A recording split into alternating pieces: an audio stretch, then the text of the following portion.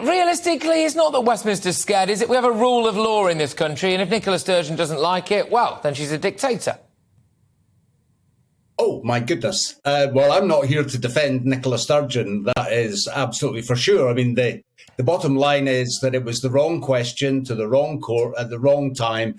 And unfortunately, the response of the court was entirely predictable, because what we were doing in that action was asking the apparatus of the British state to accept Scotland's position as an ancient nation that has been independent for centuries before it was coerced into this current union in 1707, to have the ability to exercise the right of withdrawal, just as the UK exercised its right of withdrawal from a voluntary union from the EU. And people in Scotland do not see any particular difference. In fact, I think Lord Reid's judgment was incredibly misguided and actually incredibly helpful for Scotland's case to reassert its independence. The point you made is this country. Well, there isn't such a thing as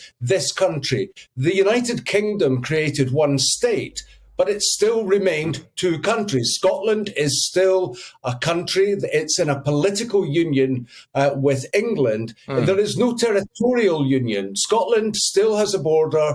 It still is a legal entity, even at the UN. So, I think we need to have some reality to this discussion. Well, we could argue that there is a bit of reality to the referendum in 2014, standing up for the rights of the people in 1707, and maybe whether or not we should be repeating that now. I can't help but wonder, just to maybe build on what our man Neil was saying there, if I throw it over to you, Michelle Ballantyne, who's former leader of Reform UK Scotland, I am seeing an increasing number of people south of the border who's saying, to be honest with you, we want to leave Scotland.